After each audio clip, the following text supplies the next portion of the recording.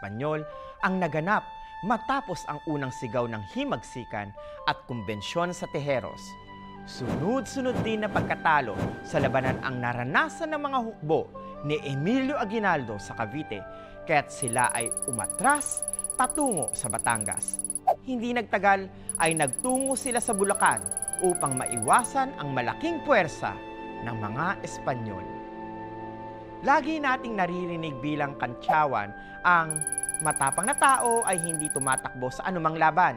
Ngunit, bakit nga ba umatras sa labanan at nagtungo sa magubat na lugar ng San Miguel, Bulacan, ang hukbo ni Emilio Aguinaldo?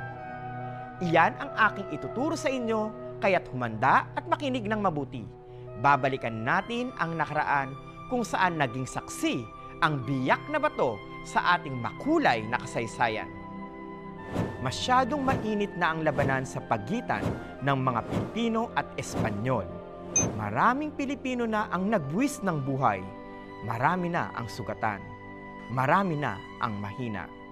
Kailangan nilang umiwas sa hukbo ng kalaban upang makabawi ng lakas at makapag-isip ng bagong paraan upang magwagi sa himagsikan.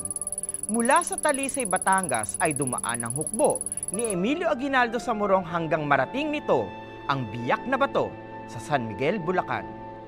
Dito niya pinulong ang mga pinuno ng kanyang hukbo upang bumuo ng saligang batas bilang tanda ng isang malayang bansa. Sa pangunguna ni Isabelo Artacho at Felix Ferrer, sinulat nila ang konstitusyon ng biyak na bato na pinagtibay noong ika-1 ng Nobyembre, 1897. Teka mga bata, kung mayroon ng konstitusyon ng biyak na bato, ano kaya ang mangyayari sa Katipunan o KKK na itinatag ni Andres Bonifacio? Bibigyan kita ng clue. Tingnan mo ang petsang ito. Ika-1 ng Nobyembre, 1897. Ano ba ang pagdiriwang nating mga Pilipino tuwing ika-1 ng Nobyembre? Kung ang sagot mo ay araw ng mga patay, tama ka. At dyan, kung iuugnay ang nangyari sa Katipunan. Sa araw na iyon, nagwakas ang Katipunan. Namatay ang Samahang Katipunan dahil ito ay napalitan na ng isang pamahalang may konstitusyong sinusunod. Nawala man ang Samahang Katipunan o KKK, ang mga kasapi nito ay patuloy pa ding nakipaglaban para makamit ang kalayaan. Tara at bumalik tayo sa kwento ko. Pagkatapos mapagtibay at maipahayag ang saligang batas, itinatag ang Republika ng Biyak na Bato. Ang mga nahalal na opisyal ay sina Emilio Aguinaldo bilang Pangulo at Mariano Trias naman bilang pangalawang Pangulo. Habang patuloy ang mga labanan, nagpasya si Pedro Paterno na mamagitan upang mahinto ang digmaan. May mga Pilipinong nais tapusin ang laban sa madugong paraan.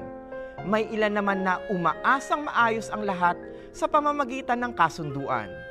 Sa pamamagitan ni Paterno, nabuo ang kasunduan sa Biyak na Bato. Lumagda sa kasunduang ito si Paterno bilang kinatawan ng mga revolusyonaryo at si Gobernador General Fernando Primo de Rivera. Alam ba ninyo ang ibig sabihin ng kasunduan?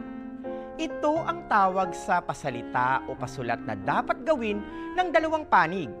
Sa kasunduan ng Biyak na Bato, ang dalawang panig ay ang mga revolusyonaryo at ang mga Espanyol. Ang ilan sa probisyon ng kasunduan ng Biyak na Bato ay ang sumusunod. Una, pagpapatigil sa labanan ng mga revolusyonaryo at kailangang tumira sa Hong Kong ang mga pinuno nito. Ikalawa, pagsuko ng mga armas ng lahat ng mga revolusyonaryo. Ikatlo, pagbabayad ng halagang 1,700,000 Mexican peso sa mga revolusyonaryo at pamilya nito. Pansamantalang umiral ang kapayapaan dulot ng kasunduan sa Biyak na Bato. Ngunit dahil may iilang patuloy na nagaganap na labanan sa pagitan ng mga Pilipino at Espanyol, ay hindi rin sinunod ng mga Espanyol ang kasunduan at hindi ibinigay ang natitirang halaga o salapi. Samantala, nagtungo sa Hong Kong si Aguinaldo at ang ilang pinuno ng kilusan. Ngunit ipinagpatuloy pa rin niya ang pamahalang revolusyonaryo. Hindi tinupad ng Espanya ang pangakong pagbabayad sa mga Pilipino ng halagang 1,700,000 Mexican peso.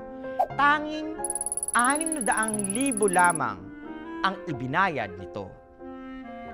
400,000 ang napunta kay Aguinaldo at 200,000 naman ang napunta sa mga kawal. Maraming Pilipino ang pinarusahan at walang reformang ipinatupad sa kolonya.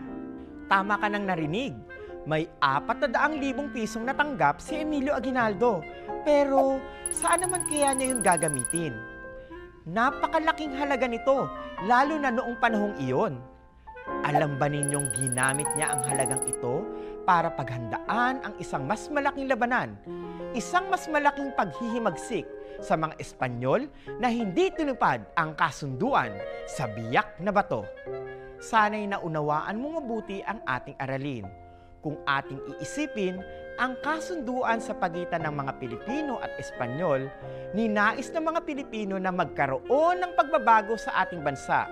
Ngunit dahil sa di pagsunod sa nakatakdang kasunduan, ay nanatili at nagpatuloy ang labanan. Ito ang tapang na ipinamalas ng mga Pilipino. Walang inuurungang laban kahit na ang kapalit nito ay pagsasakripisyo na malayo sa pamilya. Ang malayo sa sariling bayan para sa ikabubuti ng mas nakararami.